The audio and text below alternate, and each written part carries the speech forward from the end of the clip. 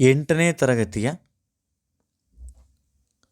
ಮರುಸಿಂಚನ ವಿದ್ಯಾರ್ಥಿಗಳ ಅಭ್ಯಾಸ ಪುಸ್ತಕ ಕನ್ನಡ 24-25ನೇ ಸಾಲು. ಇದು ಬೆಂಬಲಿತ ಹಂತದ ಚಟುವಟಿಕೆಗಳು. ಇಲ್ಲಿ ಬರುವಂತಹ ಪರಿವಿಡಿಯ ಎಲ್ಲ ಅಧ್ಯಾಯಗಳಿಗೂ ಕೂಡ ಉತ್ತರಗಳನ್ನು ನೋಡ್ತಾ ಹೋಗೋಣ.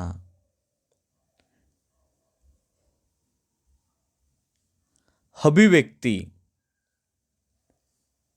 ನಾವು ಗ್ರಂಥಾಲಯ ಇಲ್ಲಿದೆ, ಉದ್ಯಾನವನ ಇಲ್ಲಿದೆ. ಇವುಗಳಲ್ಲಿ ಪಾಲಿಸುವಂಥ ನಿಯಮಗಳನ್ನು ಇಲ್ಲಿ ಬರೆದಿರುವಂಥದ್ದು. ಆ ಗ್ರಂಥಾಲಯದಲ್ಲಿ ಸೂಚನಾ ಫಲಕಗಳನ್ನು ಮತ್ತು ನಿಯಮಗಳನ್ನು ಹಾಕಿರ್ತಾರೆ. ಆ ನಿಯಮಗಳನ್ನು ನಾವು ಇಲ್ಲಿ ಬರೆದಿರುವಂಥದ್ದನ್ನು ನಾವು ನೋಡ್ಬೋದು. ಸರಳ ವಾಕ್ಯ ರಚನೆ ಅಂದರೆ ನಾವು ಸರಳವಾಗಿ ವಾಕ್ಯಗಳನ್ನು ರಚನೆ ಮಾಡಬೇಕು. ಅದರಲ್ಲಿ ಕರ್ತೃ, ಕರ್ಮ ಮತ್ತು ಕ್ರಿಯಾಪದ ಇರಬೇಕು. ಇಲ್ಲಿ ನೋಡ್ತಿರ್ಬೋದು ನೀವು, ಇವು ಕರ್ತೃ, ಕರ್ಮ, ಕ್ರಿಯಾಪದ. ಕರ್ತೃ, ಕರ್ಮ, ಕ್ರಿಯಾಪದ. ಒಂದು ವಾಕ್ಯವನ್ನು ರಚನೆ ಮಾಡಲಿಕ್ಕೆ ನಮಗೆ ಕರ್ತೃ, ಕರ್ಮ, ಕ್ರಿಯಾಪದ ಬೇಕೇ ಬೇಕು ಅಂತಕ್ಕಂಥದ್ದನ್ನು ನಾವಿಲ್ಲಿ ಅರ್ಥ ಮಾಡಿಕೊಳ್ಳುವಂಥದ್ದು.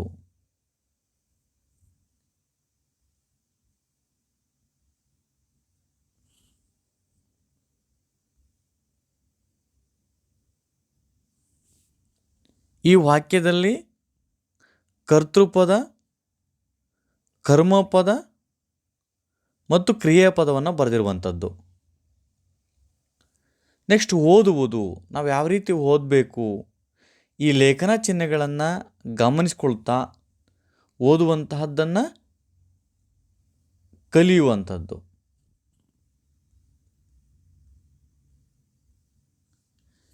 ಈ ಕೊಟ್ಟಿರುವಂತಹ ಪುಣ್ಯಕೋಟಿ ಪದ್ಯವನ್ನು ನಾಟಕ ರೂಪದಲ್ಲಿ ಬರೆಯಿರಿ. ಇದನ್ನು ನಾಟಕ ರೂಪದಲ್ಲಿ ಬರೆದಿರುವಂಥದ್ದನ್ನು ನೋಡ್ಬೋದು. ಇಲ್ಲಿ ಬರುವಂತಹ ಕ್ವಶನ್ಸ್ ಮಾರ್ಕ್ಗಳು, ಇಲ್ಲಿ ಬರುವಂತಹ ಕ್ವಶನ್ ಮಾರ್ಕ್ಗಳು, ಪೂರ್ಣ ವಿರಾಮ ಚಿಹ್ನೆಗಳನ್ನು ಹಾಕಿಕೊಳ್ತಾ ಬರೆಯುವಂಥದ್ದು.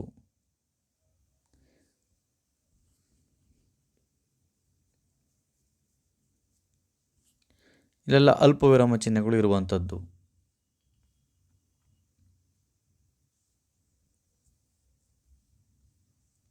ಆಲಿಸುವುದು. ಅವಸರವೇ ಅಪಾಯ. ಅಂದರೆ ಒಂದು ಘಟನೆಯನ್ನು ಕುರಿತು ಶಿಕ್ಷಕರಿಂದ ಕೇಳಿದ ನಂತರ ಅದನ್ನು ನಿನ್ನದೇ ವಾಕ್ಯದಲ್ಲಿ ಬರೆಯುವಂಥದ್ದು.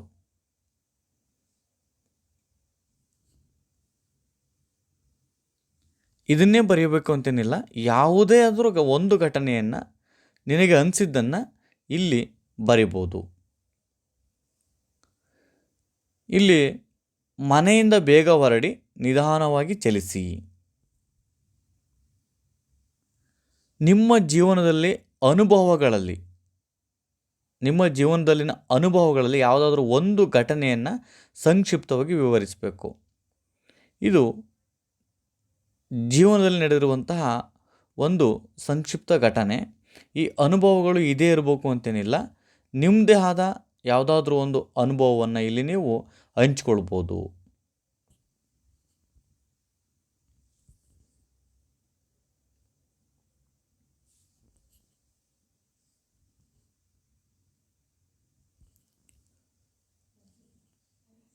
ನೆಕ್ಸ್ಟ್ ಬೇಂದ್ರೆ ಅವರು ಹಂಚಿಕೊಂಡಿರುವಂಥ ಜೀವನದ ಅನುಭವವನ್ನು ಇಲ್ಲಿ ನಾವು ನೋಡ್ಬೋದು.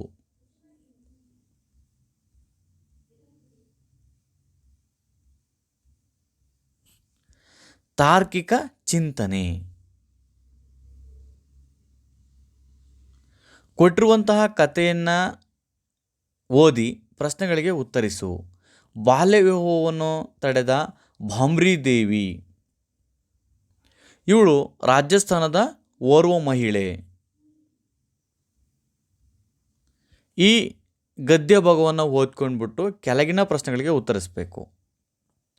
ಭಾಮ್ರಿ ದೇವಿಯು ಪ್ರಕಾರ ಅವಳ ಬದುಕಿನ ಸರ್ವನಾಶದ ದಿನ ಯಾವುದು ಅಂತ ಅಂದರೆ, ಅವಳು ವಿವಾಹವಾದಂತಹ ದಿನವನ್ನು ಸರ್ವನಾಶ ದಿನ ಅಂತ ಅವಳು ಭಾವಿಸ್ತಾಳೆ. ತನ್ನ ಮಗಳನ್ನು ಎಷ್ಟು ವರ್ಷಗಳವರೆಗೂ ಗಂಡನ ಮನೆಗೆ ಕಳಿಸುವುದಿಲ್ಲ ಅಂದರೆ 21 ವರ್ಷದವರೆಗೂ ತನ್ನ ಗಂಡನ ಮನೆಗೆ ಕಳಿಸೋದಿಲ್ಲ ಎಂದು ನಿರ್ಧರಿಸಿದಳು. ಭಾಮ್ರಿ ದೇವಿಗೆ ಗ್ರಾಮೀಣ ಮಹಿಳಾ ಅಭಿವೃದ್ಧಿ ಯೋಜನೆಯಲ್ಲಿ ಯಾವ ಜವಾಬ್ದಾರಿಯನ್ನು ನೀಡ್ತಾರೆ ಅಂತಂದರೆ, ಬಾಲ್ಯವಿವಾಹವನ್ನು ತಡೆಗಟ್ಟುವ ಜವಾಬ್ದಾರಿಯನ್ನು ನೀಡ್ತಾರೆ. ಭಾಮ್ರಿ ದೇವಿ ಯಾವ ಹೋರಾಟದ ಗುಣಗಳನ್ನು ನೀವು ಮೆಚ್ಚುವಿರಿ ಅಂತಂದರೆ, ಬಾಲ್ಯ ವಿವಾಹದ ವಿರುದ್ಧ ಹೋರಾಟ ಮಾಡಿದ್ದು, ಮಹಿಳೆಯರಿಗೆ ಸಾಮಾಜಿಕ ನ್ಯಾಯವನ್ನು ಒದಗಿಸಿರುವಂಥದ್ದು, ನೊಂದ ಮಹಿಳೆಯರಿಗಾಗಿ ಧನ ಸಹಾಯವನ್ನು ಮಾಡುವ ಕಾರ್ಯದಿಂದ ಭಾಮ್ರಿ ದೇವಿಯನ್ನು ನಾವು ಮೆಚ್ಚುತ್ತೇವೆ. ಕತೆ ಕಟ್ಟೋಣ. ಇಲ್ಲಿ ಶಿಕ್ಷಕರು ಮತ್ತು ಸಹಪಾಠಿಗಳ ಸಹಾಯದಿಂದ ಒಂದು ಕಥೆಯನ್ನು ಕಟ್ಟಿರಿ ಅಂತ ಹೇಳಿದರೆ, ಒಂದನೇ ವಿದ್ಯಾರ್ಥಿ ಒಂದು ದೊಡ್ಡ ಬೃಹದಾಕಾರದ ಆಲದ ಮರವಿತ್ತು ಅಂತ ಹೇಳ್ತಾನೆ. ಎರಡನೇ ವಿದ್ಯಾರ್ಥಿ ಹೌದು ನಾನು ನೋಡಿದ್ದೆ, ಪಕ್ಷಿಗಳು ಮಂಗಗಳು ಇದ್ವು ಅಂತ ಹೇಳ್ತಾನೆ. ಮೂರನೇ ವಿದ್ಯಾರ್ಥಿ ಕೂಡ ಹೌದು ಸಾಕಷ್ಟು ಜೀವ ಸಂಕುಲ ವಾಸವಿತ್ತು, ಮನುಷ್ಯ ನೆರಳಿಗೆ ಬಂದು ಅಲ್ಲಿ ಕುಳಿತುಕೊಳ್ತಿದ್ದ ಅಂತಂತ ಹೇಳ್ತಾನೆ. ನಾಲ್ಕನೇ ವಿದ್ಯಾರ್ಥಿ ಹೌದು ನಾನು ನೋಡಿದ್ದೆ, ಈಗ ಆ ಮರವನ್ನು ಕತ್ತರಿಸಿದರು. ನೋಡಿ, ಅಷ್ಟೊಂದು ಜೀವ ಸಂಕುಲಗಳು ವಾಸವಿರುವಂತಹ ಮರವನ್ನು ಒಂದೇ ಒಂದು ದಿನದಲ್ಲಿ ಮನುಷ್ಯ ಏನು ಮಾಡಿಬಿಡ್ತಾನೆ, ಕತ್ತರಿಸ್ಬಿಡ್ತಾನೆ. ಅಲ್ಲಿರುವಂತಹ ಪಕ್ಷಿ ಮರಿಗಳು, ಮಂಗದ ಮರಿಗಳು ಬಿಸಿಲಿನ ತಾಪಕ್ಕೆ ಸತ್ತು ಹೋಗ್ತವೆ. ಉಳಿದಂಥ ಹಾವುಗಳು ಬೇರೆಡೆಗೆ ಹೋಗ್ತವೆ. ಹೀಗೆ ಜೀವಿಯ ಸಮತೋಲನ ನಾಶವಾಗ್ತದೆ. ಮರಗಳನ್ನು ಕತ್ತರಿಸಿದರೆ ಪರಿಸರ ಅಸಮತೋಲನದಿಂದ ಬಿಸಿಲಿನ ತಾಪ ಹೆಚ್ಚಾಗಿ ನಾವು ಕೂಡ ಸಾಯಬೇಕಾಗ್ತದೆ ಅಂತಕ್ಕಂಥ. ಇದನ್ನೇ ಕತೆ ಬರೀಬೇಕು ಅಂತೇನಿಲ್ಲ, ನಿಮ್ಮದೇ ಆದ ಕಥೆಯನ್ನು ಬರಿಬೋದು. ಈ ಮೇಲೆ ಸುಳಿವುಗಳನ್ನು ಕೊಟ್ಟಿದ್ದಾರೆ, ಕಥೆಯ ಸುಳಿವುಗಳನ್ನು ಕೊಟ್ಟಿದ್ದಾರೆ. ಈ ಕಥೆಯ ಸುಳಿವನ್ನು ನೀವು ಆಗಲೇ ಓದಿರ್ತೀರ. ಚಿನ್ನದ ಮೊಟ್ಟೆಯ ಕತೆ ಅಂದರೆ, ಒಬ್ಬ ರೈತ ಒಂದು ಕೋಳಿಗಳನ್ನು ಸಾಕಿರ್ತಾನೆ. ಅದರಲ್ಲಿ ಚಿನ್ನದ ಮೊಟ್ಟೆಯನ್ನಿಡುವಂತಹ ಕೋಳಿ ಇರ್ತೈತೆ. ಅದು ದಿನಂಪ್ರತಿ ಮೊಟ್ಟೆ ಇಟ್ಟಾಗ ಅದನ್ನು ಅವನು ಸಂತೆಗೆ ಮಾರ್ತಾನೆ ಅಥವಾ ಮಾರುಕಟ್ಟೆಗೆ ಮಾರಿ ತನ್ನ ಜೀವನವನ್ನು ಸಾಗಿಸ್ತಿರ್ತಾನೆ. ಆ ಚಿನ್ನದ ಮೊಟ್ಟೆಯಲ್ಲಿ ದುಡ್ಡು ಲಾಭ ಆದಂಗೆ ಶ್ರೀಮಂತ ಆಗಿಬಿಡ್ತಾನೆ. ನಾನು ಹೆಚ್ಚಿಗೆ ಶ್ರೀಮಂತ ಆಗ್ತೀನಿ ಅಂತ ಹೋಗಿ ಆ ಕೋಳಿಯನ್ನು ಹೊಟ್ಟೆಯನ್ನು ಕತ್ತರಿಸ್ತಾನೆ. ಅದರೊಳಗಡೆ ಏನೂ ಇರೋದಿಲ್ಲ. ಅದೇ ಅತಿ ಆಸೆ ಗತಿಗೇಡು. ಕ್ರಿಯಾಪದ ಕ್ರಿಯೆಯನ್ನು ಸೂಚಿಸುವಂತಹ ಅದೇ ಕ್ರಿಯಾಪದಗಳು. ಇದರಲ್ಲಿ ಸಕರ್ಮಕ ಧಾತು ಮತ್ತು ಅಕರ್ಮಕ ಧಾತುಗಳು ಅಂತ ಬರ್ತವೆ. ಇಲ್ಲಿ ಕ್ರಿಯಾಪದಗಳನ್ನು ನೋಡ್ಬೋದು ನೀವು. ಅಂದರೆ ತಿನ್ನು ಕಾಲಸೂಚಕ ಪ್ರತ್ಯಯ ವಾ, ಹಾಕ್ಯತ ಪ್ರತ್ಯಯ ಅನು, ಕ್ರಿಯಾಪದ ತಿನ್ನುತ್ತಾನೆ. ಈ ರೀತಿ ಇವುಗಳನ್ನು ಕಾಲಕ್ಕನುಗುಣವಾಗಿ ನೋಡ್ಬೋದು ನಾವು ಕ್ರಿಯಾಪದಗಳನ್ನು. ಕೊಟ್ಟಿರುವಂಥ ಸಣ್ಣ ಕಥೆಯಲ್ಲಿ ಕ್ರಿಯಾಪದಗಳನ್ನು ಗುರುತಿಸಬೇಕು. ಇಲ್ಲಿ ನೋಡಿರಿ, ಇಲ್ಲಿ ಎಳೆದಿವೆಲ್ಲ ಗೆರೆಗಳು, ಇವೆಲ್ಲವೂ ಕೂಡ ಕ್ರಿಯಾಪದಗಳು. ಅವುಗಳನ್ನು ಗುರುತಿಸಬೇಕು. ಮತ್ತು ಕೆಳಗಡೆ ಕೊಟ್ಟಿರುವಂತಹ ಬಾಕ್ಸ್ನಲ್ಲಿ ನಾವೇನು ಮಾಡಬೇಕು, ಬರಿಬೇಕು. ಇಲ್ಲಿ ಬರಿಬೇಕು. ಕೊಟ್ಟಿರುವಂತಹ ಸುಳಿವನ್ನು ಆಧರಿಸಿ ಸೂಕ್ತ ಪ್ರತ್ಯಯಗಳನ್ನು ಬಳಸಿಕೊಂಡು ಅರ್ಥಪೂರ್ಣವಾದ ವಾಕ್ಯವನ್ನು ಮಾಡಬೇಕು. ಇಲ್ಲಿ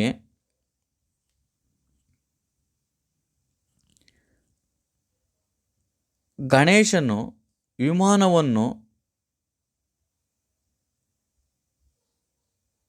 ನೋಡಿದನು. ಈ ರೀತಿ ವಾಕ್ಯಗಳನ್ನು ಇಲ್ಲಿ ನಾವು ಕೆಳಗಡೆ ಬರೆದಿರುವಂಥದ್ದನ್ನು ನೀವು ನೋಡ್ಬೋದು. ಕೆಲವಕ್ಕೂ ಕೂಡ ಪೂರ್ಣ ವಿರಾಮವನ್ನು ನೀವು ಹಾಕ್ಕೊಳ್ಬೇಕು.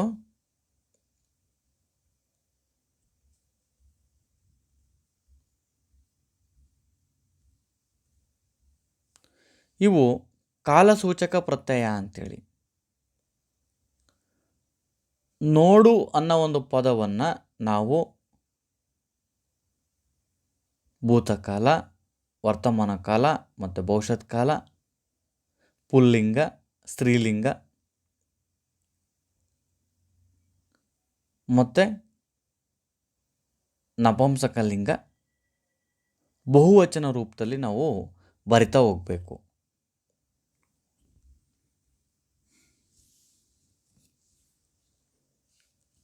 ಇದು ಮಾಡು ಅನ್ನೋ ಪದವನ್ನು ಭೂತಕಾಲ, ವರ್ತಮಾನ ಕಾಲ ಮತ್ತು ಭವಿಷ್ಯತ್ ಕಾಲದಲ್ಲಿ ಇದು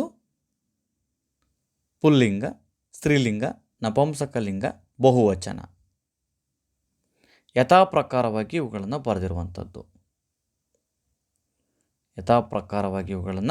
ಬರೆದಿರುವಂಥದ್ದು. ನೆಕ್ಸ್ಟ್ ಸಂಧಿಗಳು. ಈಗಾಗಲೇ ಗೊತ್ತಿದೆ ನಿಮಗೆ ಕನ್ನಡ ಸಂಧಿ, ಸಂಸ್ಕೃತ ಸಂಧಿಗಳು ಯಾವ್ಯಾವು ಅಂತ. ಕನ್ನಡ ಸಂಧಿಗಳು 3: ಲೋಪಸಂಧಿ, ಆಗಮ ಸಂಧಿ, ಆದೇಶ ಸಂಧಿ. ಇಲ್ಲಿ ಪದಗಳನ್ನು ಕೊಟ್ಟಿದ್ದಾರೆ, ಇವುಗಳನ್ನು ಬಿಡಿಸಿ ಬರೆದು ಅದು ಯಾವುದು ಲೋಪವಾಗಿದೆ ಅಂತಕ್ಕಂಥದ್ದನ್ನು ಬರೆದಿರುವಂಥದ್ದು. ಇದು ಯಕರಾಗಮ ಸಂಧಿ, ಯಕರಾಗಮ ಸಂಧಿ, ವಕರಾಗಮ ಸಂಧಿ, ಇದು ಹಕರಾಗಮ ಸಂಧಿ, ಇದು ಆದೇಶ ಸಂಧಿ, ಇದು ಆದೇಶ ತಂದೆ, ಇದು ಕೂಡ ಆದೇಶ ಸಂಧಿ.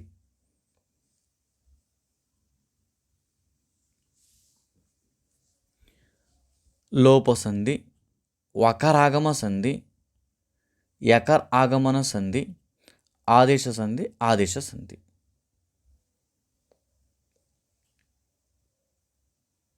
ಇಲ್ಲಿ ಸಂಧಿ ಪದವನ್ನು ಗುರುತಿಸಿ ಬರಿಬೇಕು.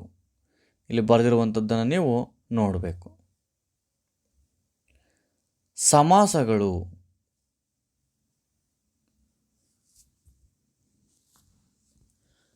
ಈ ಮಾದರಿಯಂತೆ ವಿಗ್ರಹ ವಾಕ್ಯ ಮಾಡುವಂತಂದರೆ ಬಿಡಿಸಿ ಬರೆಯುವಂಥದ್ದು. ಹೆಜ್ಜೇನು, ಇರಿದಾದ ಪ್ಲಸ್ ಜೇನು, ಹೆಜ್ಜೇನು. ಈ ರೀತಿ ನಾವು ವಿಗ್ರಹ ವಾಕ್ಯವನ್ನು ಮಾಡ್ರಿ ಅಂತಂದರೆ ಇವುಗಳನ್ನು ಬಿಡಿಸಿ ಬರೆಯುವಂಥದ್ದು. ಇಲ್ಲಿ ಬರೆದಿರುವಂಥದ್ದನ್ನು ನೀವು ನೋಡ್ಬೋದು. ಈ ರೀತಿ ನಾವು ಕೂಡಿಸಿ ಬರೆದಿರುವಂಥದ್ದು. ಇಲ್ಲಿ ಕೊಟ್ಟಿರುವಂಥವನೇ ಏನು ಇಲ್ಲಿ ಕೊಟ್ಟಿದ್ದಾರೆ, ಈ ಒಂದು ವೃತ್ತದ ಒಳಗಡೆ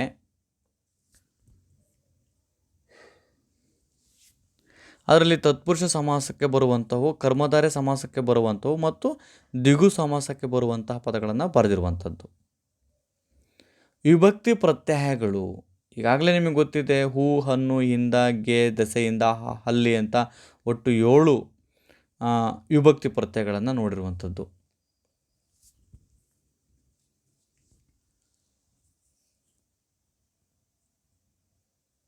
ಇಲ್ಲಿ ಅಡಕವಾಗಿರುವಂತಹ ಪ್ರತ್ಯಯವನ್ನು ಮತ್ತು ವಿಭಕ್ತಿಯನ್ನು ಹೇಳಿರುವಂಥದ್ದು.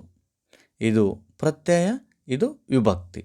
ಹಣ್ಣು ಅನ್ನೋದು ದ್ವಿತೀಯ ವಿಭಕ್ತಿ. ಇಲ್ಲಿ ಅಡಕವಾಗಿರುವಂಥ ಪ್ರತ್ಯಯವನ್ನು ಹೇಳಿರುವಂಥದ್ದು. ಕಾಡಿನ ಹ ಅಂತ ಉಚ್ಚಾರಣೆ ಮಾಡ್ತೀವಿ ಲಾಸ್ಟಿಗೆ, ಅದನ್ನು ಬರೆದಿರುವಂಥದ್ದನ್ನು ಇಲ್ಲಿ ನಾವು ನೋಡ್ಬೋದು. ಇದು ಕೂಡ ಅಷ್ಟೇ. ನೆಕ್ಸ್ಟು ಆ ಮತ್ತು ಬಾ ಪಟ್ಟಿಯನ್ನು ಹೊಂದಿಸಬೇಕು. ಪ್ರಥಮ ಇದು ಇಂದ ಅನ್ನೋದು ತೃತೀಯ, ಆ ಅನ್ನೋದು ಷಷ್ಠಿ, ಗೆ ಅನ್ನೋದು ಚತುರ್ಥಿ, ಹೂ ಅನ್ನೋದು ಪ್ರಥಮ, ಅಲ್ಲಿ ಅನ್ನೋದು ಸಪ್ತಮಿ, ಅನ್ನು ಅನ್ನೋದು ದ್ವಿತೀಯ. ಈ ರೀತಿ ಹೊಂದಿಸುವಂಥದ್ದು.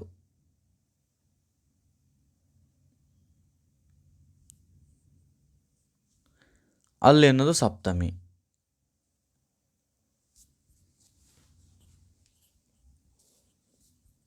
ಕೊಟ್ಟಿರುವಂತಹ ನಾಮ, ಪ್ರಕೃತಿ ಮತ್ತು ವಿಭಕ್ತಿ ಪ್ರತ್ಯಯಗಳನ್ನು ಮಾದರಿಯಂತೆ ಕೂಡಿಸಿ ಬರೆದು ವಿಭಕ್ತಿ ಹೆಸರನ್ನು ಹೇಳಬೇಕು.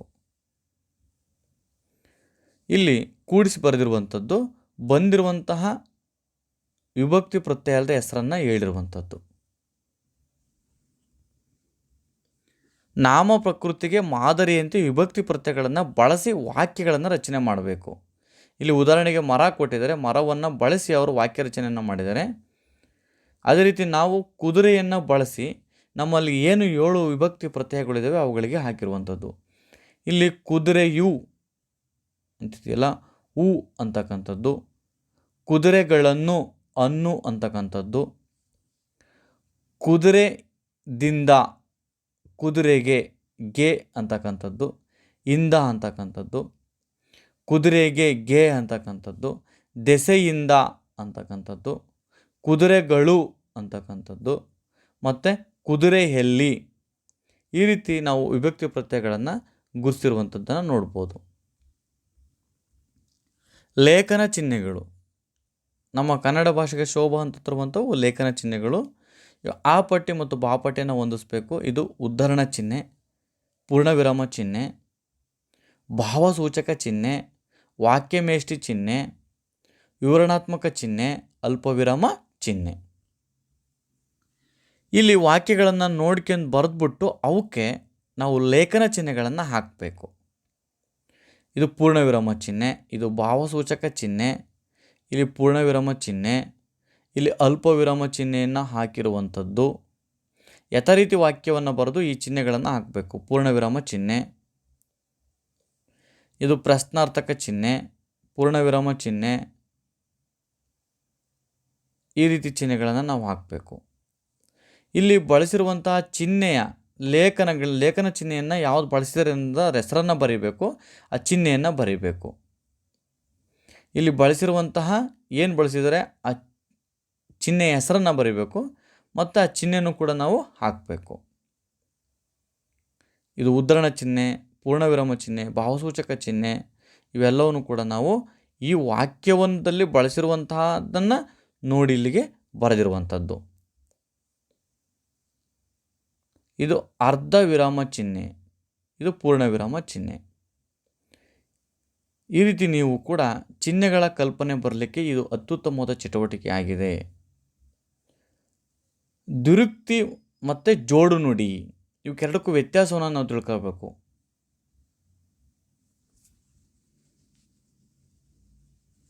ಈ ಕಥೆಯನ್ನು ಓದ್ಕೋಬೇಕು. ಇದರಲ್ಲಿ ಜೋಡು ನುಡಿಗಳು ಯಾವುವು, ದುರುಕ್ತಿಗಳು ಯಾವ್ಯಾವು ಅಂತ ಹಾಕಬೇಕು. ಇದು ಜೋಡು ನುಡಿ, ಇದು ಜೋಡು ನುಡಿ, ಇದು ದುರುಕ್ತಿ, ಇದು ಜೋಡು ನುಡಿ. ಇವುಗಳನ್ನು ಕೂಡ ನಾವು ಅಲ್ಲಲ್ಲೇ ಟಿಕ್ ಮಾಡ್ಕೊಂಡು ಹಾಕಿರುವಂಥದ್ದು. ದುರುಕ್ತಿ, ದುರುಕ್ತಿ,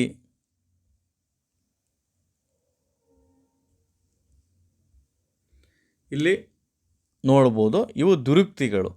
ಆ ಒಂದು ಲೋಟದ ನೀರಿನ ಕಥೆ ಏನಿದೆ ಅದರಲ್ಲಿ ಬಂದಿರುವಂಥ ದುರುಕ್ತಿಗಳು. ಇವು ಜೋಡು ನುಡಿಗಳು. ಇವು ಹೊಸ ಪದಗಳು ಮತ್ತು ಅವಕ್ಕೆ ಅರ್ಥವನ್ನು ಹುಡುಕಿ ಬರೆದಿರುವಂಥದ್ದು. ಆಭರಣ ಅಂದರೆ ಧರಿಸಿದ ಒಡವೆ, ದಹ ಅಂದರೆ ನಿರ್ಜಲ ದೇಹ, ತುರಗ ಅಂದರೆ ರಥ.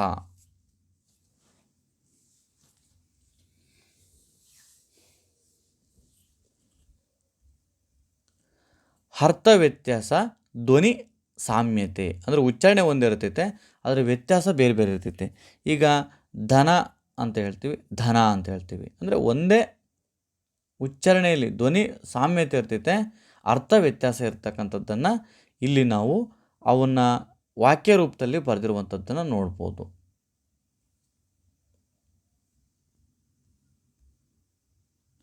ನಾವು ಉಚ್ಚಾರಣೆ ಒಂದೇ ರೀತಿ ಇರ್ತೈತೆ, ಬಟ್ಟು ಅರ್ಥ ಬೇರೆ ರೀತಿ ಇರ್ತೈತೆ. ಮಧ್ಯ ಅನ್ನೋದು ಸರಾಯಿ ಅಂತಾಗುತ್ತೆ, ಮಧ್ಯೆ ಅಂದರೆ ನಡುವೆ ಅನ್ನೋದು ಆಗುತ್ತೆ. ಫಲ ಮಾಂಸ, ಫಲ ಅಂದರೆ ಹಣ್ಣು. ಇವುಗಳನ್ನು ಅರ್ಥ ವ್ಯತ್ಯಾಸಗಳನ್ನು ತಿಳ್ಕೊಳ್ಬೇಕಂಥದ್ದು. ನೆರಳು, ನೆರಳು ಒಂದೇ ಥರ. ನೆರಳು, ನರಳು, ಮಣ, ಮನ, ಹಸು, ಹಸು. ಇವುಗಳ ಅರ್ಥ ವ್ಯತ್ಯಾಸಗಳನ್ನು ತಿಳ್ಕುವಂಥದ್ದು. ಇಲ್ಲಿ ವಾಕ್ಯಗಳನ್ನು ಮಾಡಬೇಕು. ಧ್ವನಿ ವ್ಯತ್ಯಾಸ ಮತ್ತು ಅರ್ಥ ವ್ಯತ್ಯಾಸವನ್ನು ಗಮನಿಸಿಕೊಂಡು ಇದು ನಾಮಪದ ಮತ್ತು ಇದಕ್ಕೆ ಕ್ರಿಯಾಪದವನ್ನು ಮಾಡಬೇಕು. ಇಲ್ಲಿ ಪದವನ್ನು ಕೊಟ್ಟಿದ್ದಾರೆ, ಕರ ಅನ್ನೋ ಪದ ಬಳಕೆ ಆಗಬೇಕು. ಹಿರಿಯರಿಗೆ ಕರ ಜೋಡಿಸಿ ವಂದಿಸಿ. ಅದೇ ನೆಕ್ಸ್ಟು, ಈ ವರ್ಷದ ನೀರಿನ ಕರ ಕಟ್ಟಲಾಯಿತು. ತಂದೆ, ನಮ್ಮ ತಂದೆ ನನ್ನ ದೇವರು, ಅಂಗಡಿಯಿಂದ ಅಕ್ಕಿ ತಂದೆನು. ನೋಡ್ರಿ ಇಲ್ಲಿ ವ್ಯತ್ಯಾಸ ಹೆಂಗಿರ್ತೈತೆ ಅಂದರೆ, ಕಾಡು ಇದ್ದರೆ ನಾಡು, ತಪ್ಪು ಮಾಡಿದಾಗ ಮನಸ್ಸು ಕಾಡುತ್ತದೆ. ನೋಡ್ರಿ ಅಲ್ಲಿ ಕುಡಿ, ಅದನ್ನೇ ಕುಡಿ. ಈ ರೀತಿ ನಾವು ಅರ್ಥ ವ್ಯತ್ಯಾಸಗಳನ್ನು ಬಳಸುವಂತಹ ವಾಕ್ಯಗಳಲ್ಲಿ ವ್ಯತ್ಯಾಸ ಯಾವ ರೀತಿ ಆಗುತ್ತೆ ಅನ್ನೋದನ್ನು ಇಲ್ಲಿ ನೋಡ್ಬೋದು. ಇವೇ ಪದಗಳನ್ನು ಬಳಸಿಕೊಂಡು ಮಾಡಿರುವಂಥದ್ದು. ಇಲ್ಲಿ ಕೊಟ್ಟಿರುವಂತಹ ಪದಗಳು ಈ ವಾಕ್ಯದಲ್ಲಿ ಇದ್ದೇ ಇರ್ತವೆ.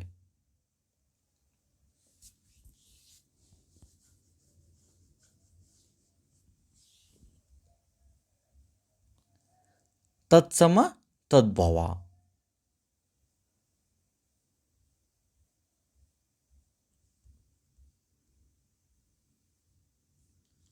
ಆ ಪಟ್ಟಿ ಮತ್ತು ಹಾ ಪಟ್ಟಿ, ಈ ಪಟ್ಟಿ ಬರೆದಿರುವಂಥದ್ದು ಇವಕ್ಕೆ ತದ್ಭವಗಳನ್ನು ಬರೆದಿರುವಂಥದ್ದು.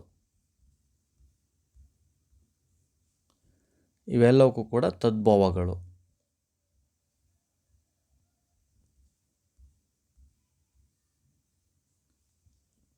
ಇವಕ್ಕೂ ಕೂಡ ತತ್ಸಮ ಮತ್ತು ತದ್ಭವಗಳನ್ನು ಬರೆದಿರುವಂಥದ್ದು.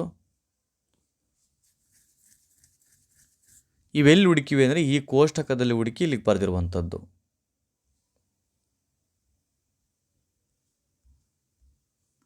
ಗಾದೆಗಳು. ವೇದ ಸುಳ್ಳಾದರೂ ಗಾದೆ ಸುಳ್ಳಾಗದು. ಗುಂಪಿನಲ್ಲಿ ಸಂಗ್ರಹಿಸಿದಂಥ ಗಾದೆಗಳು ಅಂದರೆ ನಿಮ್ಮ ಗೊತ್ತಿರುವಂತಹ ಗೆಳೆಯರು ಒಂದೊಂದು ಗಾದೆಗಳನ್ನು ಹೇಳಬೇಕು, ಅವುಗಳನ್ನು ನಾವಿಲ್ಲಿ ಬರ್ಕೋಬೇಕು, ಚಟುವಟಿಕೆ ಬುಕ್ಕಲ್ಲಿ ಬರ್ಕೋಬೇಕು. ಗಾದೆಗಳನ್ನು ಪೂರ್ಣಗೊಳಿಸಬೇಕು. ಅರ್ಧ ಕೊಟ್ಟಿರ್ತಾರೆ, ನಾವಿನ್ನು ಅರ್ಧವನ್ನು ಬರಿಬೇಕು. ಇದಕ್ಕೆ ಇದು ಕೂಡ ಅಷ್ಟೇ.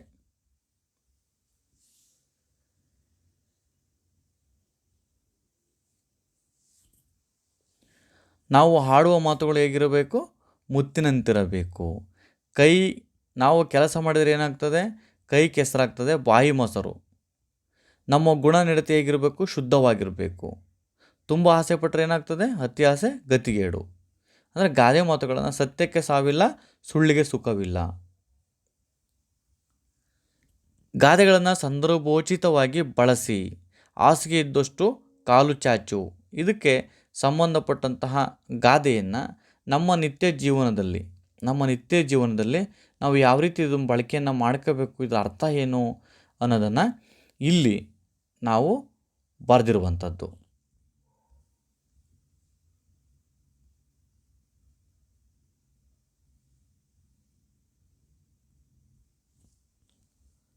ನೆಕ್ಸ್ಟು ಕುಂಬಾರನಿಗೆ ವರುಷ, ದೊಣ್ಣೆಗೆ ನಿಮಿಷ.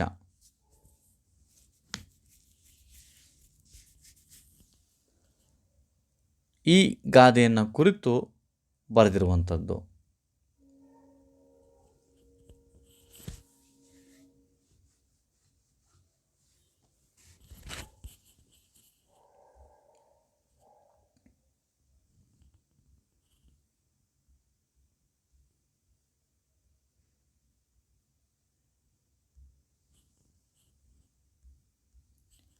ಪತ್ರಲೇಖನ. ವ್ಯಾವಹಾರಿಕ ಪತ್ರ, ಖಾಸಗಿ, ಕೌಟುಂಬಿಕ ಮತ್ತು ವೈಯಕ್ತಿಕ ಪತ್ರಲೇಖನಗಳಿದ್ದಾವೆ.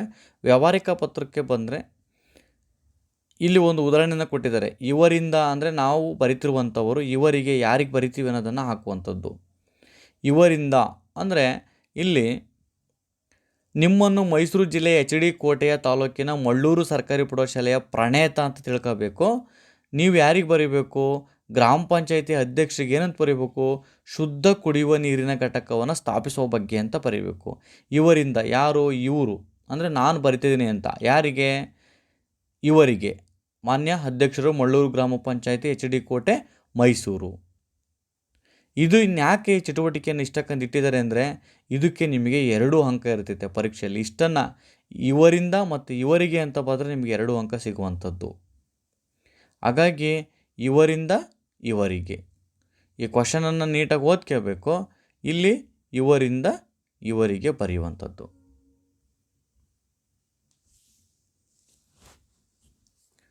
ಇಲ್ಲಿ ಆರಾಧನೆ ಇದ್ದರೆ ಆರಾಧನೆ ಹೆಸರು, ಅವರ ಶಾಲೆ ಹೆಸರು ಮತ್ತು ಅವರ ಊರಿನ ಹೆಸರನ್ನು ಬರೆಯುವಂಥದ್ದು. ಯಾರಿಗೆ ಪತ್ರ ಬರೀತಿದ್ದಾರೆ ಅವರು? ವ್ಯವಸ್ಥಾಪಕರಿಗೆ, ಮಾನ್ಯ ವ್ಯವಸ್ಥಾಪಕರಿಗೆ. ಯಾರು ವ್ಯವಸ್ಥಾಪಕರು? ನೆಹರು ತಾರಾಲಯ. ಎಲ್ಲಿದೆ ಅದು? ಬೆಂಗಳೂರು. ನೆಕ್ಸ್ಟ್ ಈ ಹಂತಗಳನ್ನು ಕ್ರಮವಾಗಿ ಜೋಡಿಸ್ಬೇಕು. ಫಸ್ಟು ಇವರಿಂದ ಆಗುತ್ತೆ, ಆಮೇಲೆ ಇವರಿಗೆ, ಆಮೇಲೆ ದಿನಾಂಕ, ಸ್ಥಳ, ಮಾನ್ಯರೇ, ವಿಷಯ, ಮೇಲ್ಕಂಡ ವಿಷಯಕ್ಕೆ ಸಂಬಂಧಿಸಿದಂತೆ ವಂದನೆಗಳೊಂದಿಗೆ ಇಂತಿ ತಮ್ಮ ವಿಶ್ವಾಸಿ. ಇಷ್ಟು ಒಂದು ಪತ್ರದಲ್ಲಿ ಹಂತವಾಗಿ ಬಳಸುವಂಥದ್ದು. ಈಗ ಬೆಳಗಾವಿ ಜಿಲ್ಲೆಯ ಸವದತ್ತಿ ತಾಲೂಕಿನ ಸರ್ಕಾರಿ ಪ್ರೌಢಶಾಲೆಯ ರೇಣುಕಾ ನರಸಾಪುರ ಅನ್ನಳು ಮೈಸೂರಿನ ಅಂಬಾವಿಲಾಸ ಅರಮನೆಯನ್ನು ವೀಕ್ಷಣೆ ಮಾಡಲಿಕ್ಕೆ ನಮಗೆ ಸಮ ಅವಕಾಶವನ್ನು ಕೇಳಿ ಆ ಆಡಳಿತ ಮಂಡಳಿಗೆ ಪತ್ರವನ್ನು ಬರೆದಿರುವಂಥದ್ದು. ಫಸ್ಟು ಇವರಿಂದ ಅಂದರೆ ನಾನು ಮತ್ತು ನನ್ನ ಹೆಸರನ್ನು ಬರ್ಕೋಬೇಕು. ಇವರಿಗೆ ನಾನು ಯಾರಿಗೆ ಬರಿತಿದ್ದೀನಿ ಅವರ ಹೆಸರನ್ನು, ನಾನು ಯಾರಿಗೆ ಪತ್ರವನ್ನು ಬರಿತೀನಿ ಅವರ ಹೆಸರನ್ನ ಬರೀಬೇಕು. ಆಮೇಲೆ ಮಾನ್ಯರೇ ಹಾಕಬೇಕು. ಆಮೇಲೆ ವಿಷಯವನ್ನು ಹಾಕಬೇಕು. ಈ ವಿಷಯವನ್ನು ಅವರೇ ಕೊಟ್ಟಿರ್ತಾರೆ. ಪ್ರಶ್ನೆಯಲ್ಲಿರುವಂಥ ವಿಷಯವನ್ನು ಬರ್ಕೊಂಡ್ಬಿಟ್ಟು ನಂತರ ವಿಷಯವನ್ನು ಬರೀಬೇಕು. ನೋಡ್ರಿ, ಇಲ್ಲಿ ನಾವು 21/2/25ನೇ ತಾರೀಕು ಅರಮನೆ ವೀಕ್ಷಣೆಯನ್ನು ಮಾಡ್ಲಿಕ್ಕೆ ಬರ್ತಿದ್ದೀವಿ. ನಮಗೆ ಅವಕಾಶವನ್ನು ಕೊಡಬೇಕು ಅಂತೇಳಿ ಅಂಬವಿಲಾಸ ಆಡಳಿತ ಮಂಡಳಿ ವಿನಂತಿ ಮಾಡಿಕೊಳ್ತೇವೆ. ಧನ್ಯವಾದಗಳನ್ನು ಹಾಕಬೇಕು. ಆಮೇಲೆ ಇಂತಿ ರೇಣುಕಾ ನರಸಾಪುರ ಅಂತ ಹಾಕಿದರೆ ನಿಮಗೆ ಅಂಕಗಳು ಸಿಗುವಂಥದ್ದು. ನೆಕ್ಸ್ಟು ಛಂದಸ್ಸು. 1 ಮಾತ್ರೆಯ ಲಘು, 2 ಮಾತ್ರೆಗೆ ಗುರು. ಇವರು ಉದಾಹರಣೆಗೆ ತೋರಿಸಿದರೆ ಇವೆಲ್ಲವೂ ಕೂಡ ದೀರ್ಘ ಸ್ವರಾಕ್ಷರಗಳು. ಯಾವ್ಯಾವಕ್ಕೆ ಗುರುವನ್ನು ಬಳಸಬೇಕು ಅಂತ ಹೇಳಿರುವಂಥದ್ದು, ಯಾವ ರೀತಿ ನಾವು ಪ್ರಸ್ತಾರವನ್ನು ಹಾಕಬೇಕು ಅಂತ ಇಲ್ಲಿ ಹೇಳಿರುವಂಥದ್ದು.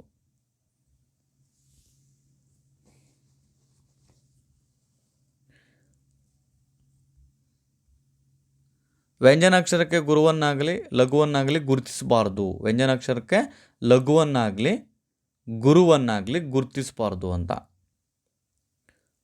ವ್ಯಂಜನಾಕ್ಷರವಿದ್ದಾಗ ಅದರ ಹಿಂದಿನ ಅಕ್ಷರ ಜೊತೆಗೆ ಸೇರಿ ಗುರುವಾಗ್ತದೆ. ಒತ್ತಕ್ಷರದ ಹಿಂದಿನ ಅಕ್ಷರ ಗುರುವಾಗ್ತದೆ. ದೀರ್ಘ ಸ್ವರ ಸಹಿತವಾದ ಎಲ್ಲ ಗುಣಿತಾಕ್ಷರಗಳಿಗೆ ಗುರುವಾಗ್ತದೆ. ಇವುಗಳನ್ನು ತರಗತಿ ಕೋಣೆಯಲ್ಲಿ ನೀವು ಚರ್ಚೆಯನ್ನು ಮಾಡಿರ್ತೀರ. ಮತ್ತು ಷಟ್ಪದಿಯ 3 ಮತ್ತು 6ನೇ ಸಾಲಿನ ಕೊನೆಯ ಅಕ್ಷರ ಲಘುವಾಗಿದ್ದರೂ ಕೂಡ ನಾವು ಅದನ್ನು ಗುರುವೆ ಅಂತ ಹಾಕಬೇಕು. ದ್ವಿಪದಿ ಅಂದರೆ 2 ಸಾಲು, ತ್ರಿಪದಿ ಅಂದರೆ 3 ಸಾಲು, ಕಂದಪದ್ಯ 4, ಷಟ್ಪದಿ 6.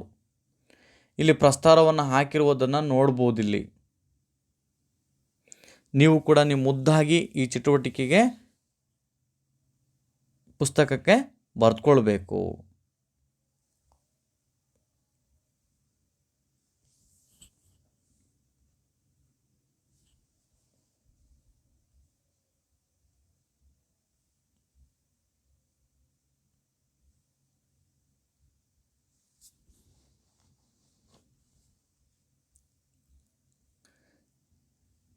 ಕಂದ ಪದ್ಯ.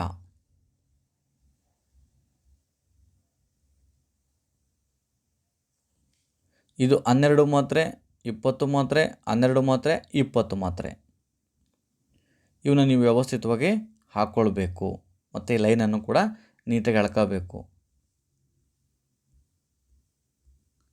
ಪ್ರಾಸ ಪದಗಳು ಇಲ್ಲಿ ಕೊಟ್ಟಿದರೆ ಪದ್ಯ ಭಾಗದಲ್ಲಿ ಬಂದಿರುವಂತಹ ಪ್ರಾಸ ಪದಗಳನ್ನು ಕೆಳಗಡೆ ಎತ್ತಿ ಬರೀಬೇಕು. ಇವೆಲ್ಲವೂ ಕೂಡ ಪ್ರಾಸಪದಗಳು ಪದ್ಯದಲ್ಲಿರುವಂಥವನ್ನು ನಾವು ಬರೆದಿರುವಂಥದ್ದು.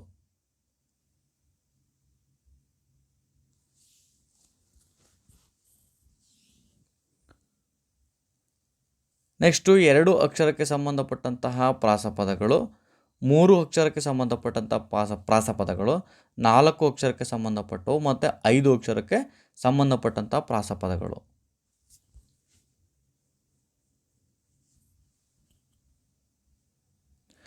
ನಾನು ಬರೆದ ಕವಿತೆ ಅಂದರೆ ಪ್ರಾಸಪದಗಳನ್ನು ಬಳಸಿಕೊಂಡು ನೀನೇ ಆದಂಥ ಸ್ವಂತ ಒಂದು ಕವಿತೆಯನ್ನು ರಚನೆ ಮಾಡಬೇಕು ಅಂತಕ್ಕಂಥದ್ದು. ಇಲ್ಲಿ ಸ್ವತಃವಾಗಿ ರಚನೆ ಮಾಡಿರುವಂತಹ ಕವಿತೆಯನ್ನು ನೀವಿಲ್ಲಿ ನೋಡ್ಬೋದು.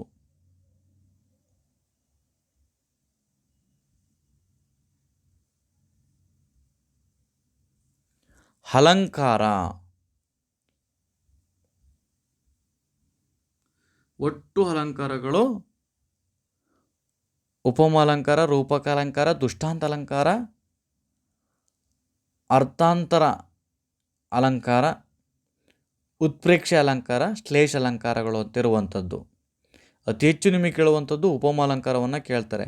ಇಲ್ಲಿ ಸೂರ್ಯ ಉದಯಿಸ್ತಿದ್ದಾನೆ, ಇಲ್ಲಿ 2 ಕಣ್ಣುಗಳಿದ್ದಾವೆ, ನೋಡಿ ಬರೀಬೇಕು. ಇಲ್ಲಿ ಹಲ್ಲಿದ್ದಾವೆ, ಇಲ್ಲಿ ದಾಳಂಬ್ರೆ ಇದೆ. ಚಿತ್ರ ನೋಡಿ ಬರೀಬೇಕು ಅಂದರೆ ಉದಯಿಸುವ ದಿನಕರನ ಕಿರಣದಂತೆ ಕಣ್ಣುಗಳು ಹೊಳೆಯುತ್ತಿದ್ದವು, ದಾಳಿಂಬೆಯಂತೆ ಹಲ್ಲುಗಳು ಶೋಭಿಸುತ್ತಿದ್ದವು. ಹಾಕಿಡಲಿ ಶೋಭಿಸುತ್ತಿದ್ದವು, ದಾಳಿಂಬೆಯಂತೆ ಹಲ್ಲುಗಳು ಶೋಭಿಸುತ್ತಿದ್ದವು.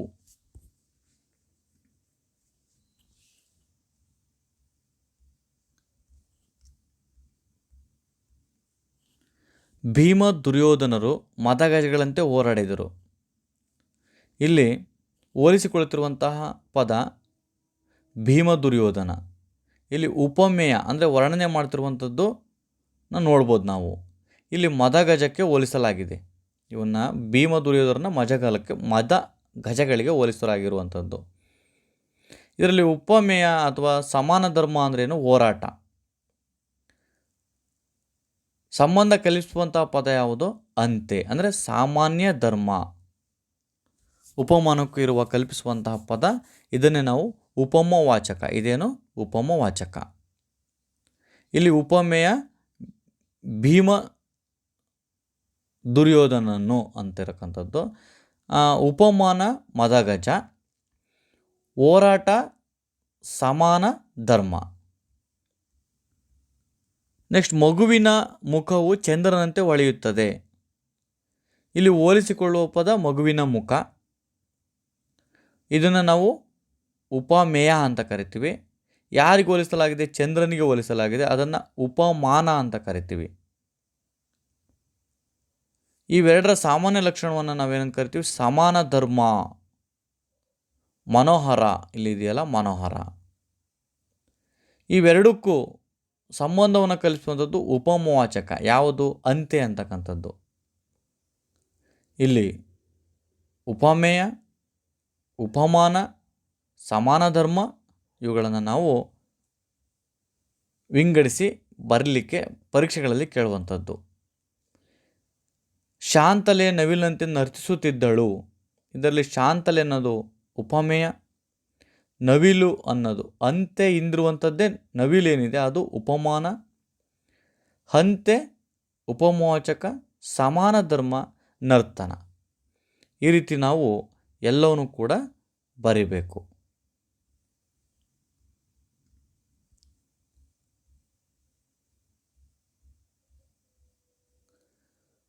ಪೀತಾಂಬರವನ್ನಿಟ್ಟು ಶ್ರೀಕೃಷ್ಣ ಚಿನ್ನದ ಕಿರೀಟದಲ್ಲಿರುವ ರತ್ನದಂತೆ ಹೊಳೆಯುತ್ತಿದ್ದನು. ಇದರಲ್ಲಿ ಇವುಗಳನ್ನು ನಾವು ಬರೀಬೇಕು. ಯಾವುದು? ಉಪಮೇಯ ಯಾವುದು? ಉಪಮಾನ ಯಾವುದು? ಉಪಮವಾಚಕ, ಸಮಾನ ಧರ್ಮ ಮತ್ತು ಸಮನ್ವಯತೆ. ಇವುಗಳನ್ನು ಇಷ್ಟನ್ನು ನಾವು ಬರೀಬೇಕಾಗ್ತದೆ. ರಾಮ ಲಕ್ಷ್ಮಣರು ಅಶ್ವಿನಿ ದೇವತೆಗಳಂತೆ ಶೋಭಿಸುತ್ತಿದ್ದರು. ಇದು ಅಲಂಕಾರ ಯಾವುದು? ಅದರ ಲಕ್ಷಣ ಏನು? ಉಪಮೇಯ ಯಾವುದು? ಉಪಮಾನ ಯಾವುದು? ಉಪಮವಾಚಕ, ಸಮಾನ ಧರ್ಮ ಮತ್ತು ಅದಕ್ಕೆ ಸಂಬಂಧಪಟ್ಟಂಥ ಸಮನ್ವಯತೆಯನ್ನು ಇಲ್ಲಿ ಬರೀಬೇಕು.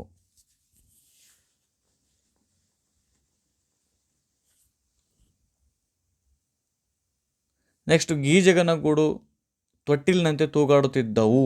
ಇದರಲ್ಲಿ ಅಲಂಕಾರ ಯಾವುದು? ಅದರ ಲಕ್ಷಣ ಉಪಮೇಯ, ಉಪಮಾನ, ಉಪಮವಾಚಕ, ಸಮಾನ ಧರ್ಮ, ಸಮನ್ವಯ.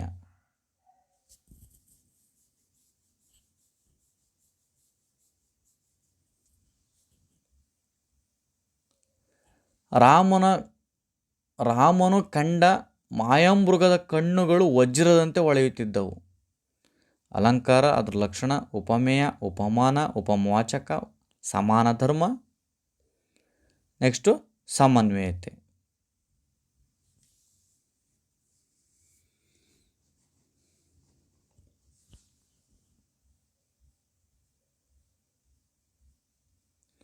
ಪ್ರಬಂಧ. ಪ್ರಾಥಮಿಕ ಶಾಲಾ ಹಂತದಲ್ಲಿ ನನ್ನ ಬಾಲ್ಯ ಅಂತಿದೆಯಲ್ಲ, ನಿನ್ನ ಬಾಲ್ಯ ಜೀವನ ಹೇಗಿತ್ತು? ನೀನು ಯಾವ ರೀತಿ ಆಟ ಆಡ್ತಿದ್ದೆ? ಅಲ್ಲಿನ ಪರಿಸರ ಹೇಗಿತ್ತು? ನೀನು ಯಾವೆಲ್ಲ ಆಟಗಳನ್ನು ಆಡ್ತಿದ್ದೆ ಅಂತಕ್ಕಂಥದ್ದನ್ನು ಇಲ್ಲಿ, ಮತ್ತು ನೀನು ಓದಿರುವಂತಹ ಪುಸ್ತಕಗಳು ಯಾವನ್ನು ಓದ್ತಿದ್ದೆ, ಅದರಿಂದ ಏನೆಲ್ಲ ಪ್ರಭಾವಿತ ಆಯಿತು ಅನ್ನೋದನ್ನು ನಿನ್ನ ಬಾಲ್ಯ ಜೀವನವನ್ನು 4 ಪದಗಳಲ್ಲಿ ಕಟ್ಟಿಕೊಡ್ಬೇಕು. ನನ್ನ ಮೇಲೆ ಪ್ರಭಾವ ಬೀರಿದ ಶಿಕ್ಷಕರು. ನಿನ್ನ ಮೇಲೆ ಯಾರು ಪ್ರಭಾವ ಬೀರ್ತಾರೆ ಆ ಶಿಕ್ಷಕರು. ನೋಡಿ, ನನ್ನ ಮೇಲೆ ಶ್ರೀ ಮಲ್ಲಪ್ಪ ಶಿಕ್ಷಕರು ಪ್ರಭಾವ ಬೀರಿದ್ರು. ನಿಮ್ಮ ಮೇಲೆ ಯಾರು ಪ್ರಭಾವ ಬೀರ್ತಾರೆ ಆ ಶಿಕ್ಷಕರ ಹೆಸರನ್ನು ಬರೀಬೇಕು. ಮತ್ತು ಅವರು ಯಾವ ರೀತಿ ಪ್ರಭಾವವನ್ನು ಬೀರಿದ್ರು ಅಂಥೇಳಿ 2-3 ಲೈನಲ್ಲಿ ಬರೀಬೇಕು. ನಮ್ಮ ಊರು, ನಮ್ಮ ಊರಿನ ಬಗ್ಗೆ ನಾವು 2-3 ಲೈನಲ್ಲಿ ನಮ್ಮೂರು ಹೆಂಗಿದೆ, ನಮ್ಮೂರಿನ ಸುತ್ತಮುತ್ತ ವಾತಾವರಣ ಹೇಗಿದೆ ಅದನ್ನು ಬರೆಯುವಂಥದ್ದು. ನಾನು ಮಾಡಿದ ಪ್ರವಾಸ. ನೀನೇನಾದರೂ ಪ್ರೈಮರಿ ಶಾಲೆಯಿಂದ ಮತ್ತು ಹೈಸ್ಕೂಲಿಂದ ಯಾವುದಾದ್ರು ಪ್ರವಾಸ ಹೋಗಿದ್ದರೆ ಆ ಪ್ರವಾಸ ಸ್ಥಳಗಳ ಬಗ್ಗೆ, ನೀನು ನೋಡಿದಂಥದ್ದು ಬಗ್ಗೆ, ನೀನು ಖರೀದಿ ಮಾಡಿದ ಆಟ ಸಾಮಾನುಗಳು ಯಾವುವು ಅವನ್ನೆಲ್ಲವನ್ನು ಕೂಡ ಇಲ್ಲಿ ಬರೀಬೋದು. ಇಲ್ಲಿ ನಿನಗೆ ಇಷ್ಟವಾದ ಆಟದ ಹೆಸರನ್ನು ಬರೀಬೇಕು. ಅದ್ರ ಸಂಬಂಧಪಟ್ಟಂತೆ 4-6 ವಾಕ್ಯಗಳನ್ನು ನೀನು ರಚಿಸಬೇಕು. ನಿನಗೆ ಯಾವುದು ಆಟ ಇಷ್ಟ ಆಗುತ್ತೆ ಆ ಆಟದ ಹೆಸರನ್ನು ಬರೀಬೇಕು. ಅದಕ್ಕೆ ಸಂಬಂಧಪಟ್ಟಂತಹ ಯಾವ ರೀತಿ ಹಾಡ್ತೀರಾ, ಅದು ಹೆಂಗೆ ಇರ್ತಿತ್ತೆ, ಅದ್ರ ಬಗ್ಗೆ 4 ಅಥವಾ 7-8 ವಾಕ್ಯಗಳನ್ನು ಇಲ್ಲಿ ಬರೀಬೇಕು. ರಸ್ತೆ ಸುರಕ್ಷತೆ ನಿಯಮಗಳನ್ನು ಕುರಿತು ಬರೆಯಿರಿ. ರಸ್ತೆ ಸುರಕ್ಷತೆ ನಿಯಮಗಳ ಬಗ್ಗೆ ಈಗಾಗಲೇ ಸಾಕಷ್ಟು 1ರಿಂದ ಹಿಡಿದು 8ನೇ ತರಗತಿವರೆಗೂ ಓದಿರ್ತೀರ, ಅದನ್ನೇ ರಿಮೆಂಬರ್ ಮಾಡಿ ಇಲ್ಲಿ ಬರಿಬೋದು.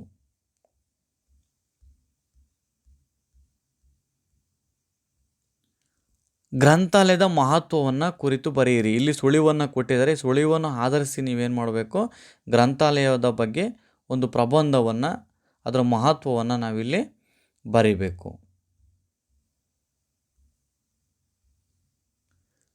ಇದೆಲ್ಲವೂ ಕೂಡ ಇಂಪಾರ್ಟೆಂಟ್ಸ್ ವಾಕ್ಯಗಳು. ಇನ್ನೂ ಚೆನ್ನಾಗಿ ನೀನು ವಿಷಯವನ್ನು ತಿಳ್ಕೊಂಡು ಇದನ್ನು ಓದ್ಕೊಂಡು ಇನ್ನೂ ಮುದ್ದಾಗಿ ನಿನ್ನ ಚಟುವಟಿಕೆ ಪುಸ್ತಕಗಳಲ್ಲಿ ಬರ್ಕೋಬೇಕು ದುಂಡಾಗಿ. ರಾಷ್ಟ್ರೀಯ ಹಬ್ಬಗಳ ಮಹತ್ವ. ರಾಷ್ಟ್ರೀಯ ಹಬ್ಬಗಳು ಅಂದರೆ ಯಾವ್ಯಾವು, ಅವನ್ನ ನಾವು ಯಾಕೆ ಆಚರಿಸ್ತೀವಿ?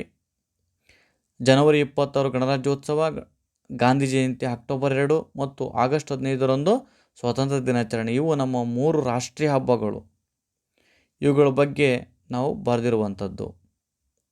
ಆ ದಿನ ಜನವರಿ 26ರಂದು ಏನು ಮಾಡ್ತೀವಿ, ಆಗಸ್ಟ್ 15ರಂದು ಏನು ಮಾಡ್ತೀವಿ, ಅಕ್ಟೋಬರ್ 2ರಂದು ಏನು ಮಾಡ್ತೀವಿ, ಅದನ್ನು ನೀವಿಲ್ಲಿ ಮುದ್ದಾಗಿ ಬರ್ಕೋಬೇಕು. ನೆಕ್ಸ್ಟು ಈಗಳನ್ನು ಪ್ರಬಂಧ.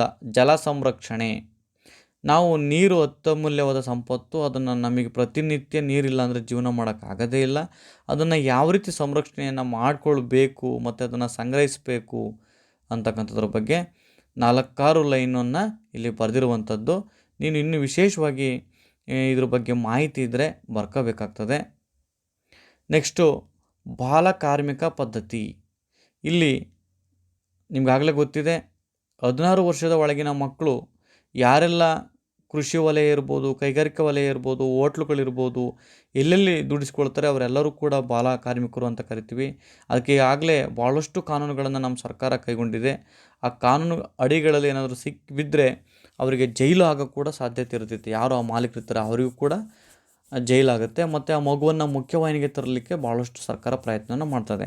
ಆದರೆ ಬಾಲ ಕಾರ್ಮಿಕ ಪದ್ಧತಿಯನ್ನು ಸರ್ಕಾರ ಸಂಪೂರ್ಣವಾಗಿ ನಿಷೇಧಿಸಿದೆ. ಇದು ನಿಮ್ಮ ಚಟುವಟಿಕೆಯ ಪುಸ್ತಕದ ಎಲ್ಲ ಉತ್ತರಗಳು ಅಂತ ಹೇಳ್ತಾ, thank you for watching video.